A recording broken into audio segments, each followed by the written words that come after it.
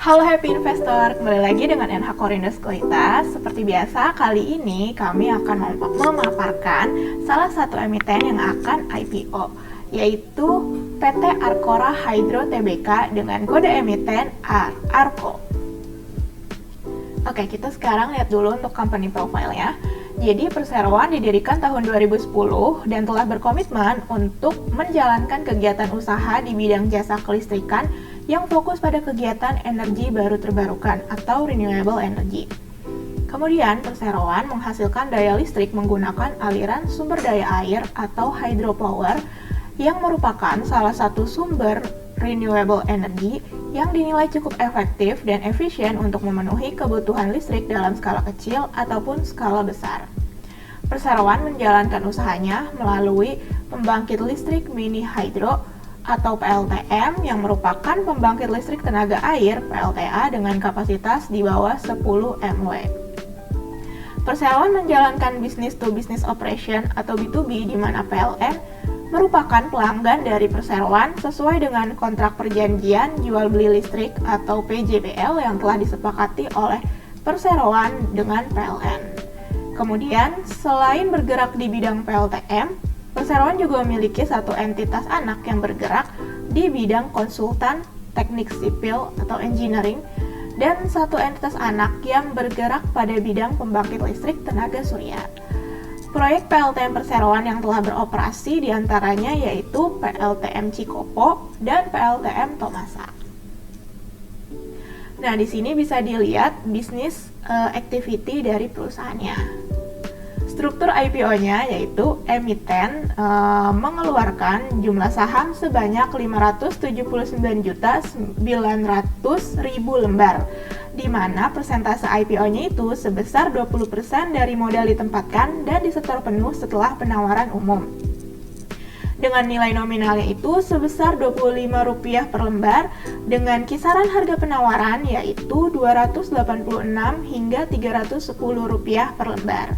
Nilai IPO-nya ini maksimal sebesar Rp179.769.000.000. Nah, penjamin emisi kali ini ada dua, yaitu PT Lotus Andalan Sekuritas dan PT Mirae Asset Sekuritas Indonesia. Nah, di sini bisa dilihat juga struktur pemodalan dan susunan pemegang saham sebelum dan sesudah IPO. Oke, kita lanjut ke jadwal IPO-nya. Masa penawaran awal yaitu di tanggal 20 hingga 28 Juni 2022, tanggal efektif yaitu 30 Juni 2022, masa penawaran umum 4 hingga 6 Juli 2022, tanggal penjatahan yaitu 6 Juli 2022, tanggal distribusi saham 7 Juli 2022, dan tanggal pencatatan di Bursa Efek Indonesia yaitu 8 Juli 2022.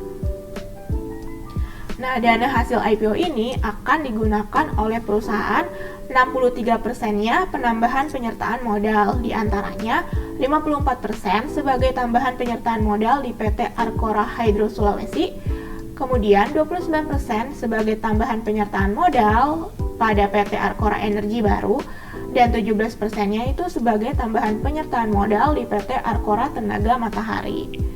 Kemudian, dana hasil IPO sebesar 37%-nya itu akan digunakan sebagai pelunasan jangka pendek. Untuk competitive advantage-nya, yaitu pertama, perusahaan memiliki PLTM atau pembangkit listrik tenaga mikrohidro yang berkualitas tinggi. Kemudian, perseroan juga memiliki jaminan arus kas yang baik dan stabil dari proyek-proyek perseroan di masa depan. Kemudian, perseroan memiliki biaya konstruksi atau belanja modal dan biaya operasional yang kompeten dan berpengalaman. Kemudian, perseroan juga memiliki dukungan pemegang saham dan tim manajemen yang kompeten dan berpengalaman, serta proyek pembangkit listrik perseroan didukung oleh kontraktor dan pemasok ternama. Untuk faktor-faktor risikonya, pertama itu ada risiko utama, berupa risiko usaha atas konsentrasi kepada hanya satu pelanggan utama yaitu PLN. Kemudian risiko usahanya diantaranya ada perubahan kebijakan dan peraturan pemerintah dalam industri tenaga listrik. Kemudian risiko terkait status atas kepemilikan, perolehan izin penggunaan dan perubahan kebijakan atas tanah fasilitas PLTM. Untuk risiko umumnya diantaranya ada kondisi makroekonomi, kemudian kepatuhan terhadap peraturan perundang-undangan yang berlaku terkait bidang usaha. Kemudian ada risiko keuangan, di antaranya yaitu risiko terkait likuiditas keuangan pada saat pembangunan fasilitas PLTM, serta risiko cost overrun pada tahap konstruksi dan commissioning. Nah, yang terakhir itu ada risiko bagi investor, diantaranya harga saham perseroan yang mungkin akan mengalami fluktuasi yang signifikan di kemudian hari, kemudian juga likuiditas saham perseroan. Nah, sekarang kita lihat untuk key financial highlights-nya. Di sini ada neraca keuangan. Per 31 Desember 2021, kita bisa lihat rasio-rasionya, di antaranya yaitu liabilities per aset tercatat sebesar 0,75 kali. Kemudian rasio liabilities per equity itu 3,05 kali. Rasio DSCR sebesar 0,74 kali. Nah, kemudian untuk pertumbuhan baik aset, liabilities maupun equity-nya, kita di sini bisa lihat dari tahun 2018 hingga 2020, atau kita bandingkan juga nih di 2021, dilihat dari jumlah asetnya memang tercatat adanya pertumbuhan. Kemudian liabilitasnya itu juga mencatatkan pertumbuhan dari 2018 hingga 2021, dan ekuitasnya juga mencatatkan pertumbuhan. Nah, masing-masing pertumbuhan ini baik aset, liabilities, dan equity yaitu masing-masing sebesar 22,91%, 17,92%, dan 41,08%. Kemudian key financial highlights yang kedua itu kita lihat dari laporan laba rugi. Nah, di sini kita lihat dari rasio-rasionya per 31 Desember 2021, net profit margin sebesar 24,96%. Kemudian ada EBIT margin sebesar 19,43%. Dan return on assets dan return on equity masing-masing tercatat sebesar 7,19% dan 29,07%. Nah, kemudian di sini kita bisa melihat untuk pendapatannya atau revenue-nya dari 2018, 2019, 2020 hingga 2021 itu mencatatkan pertumbuhan. Walaupun di tahun 2020 adanya penurunan, namun perseroan bisa kembali meningkatkan pendapatannya di tahun 2021.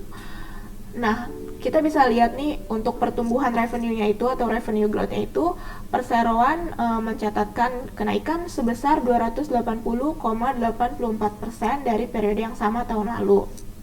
Nah, kemudian untuk laba kotornya juga di sini perseroan cukup signifikan kalau misalnya dilihat dari tahun 2020. Di mana dari 29 miliar rupiah itu tercatat naik sebesar 276,54% ke 109,76 miliar rupiah. Nah, terus juga kalau misalnya kita lihat ke jumlah penghasilan kerugian komprehensif periode berjalan, perseroan juga berbalik positif, di mana tahun 2020 mencatatkan rugi. Di tahun 2021 perseroan mampu mencatatkan profit. Oke, sekian paparan mengenai IPO kali ini. Terima kasih.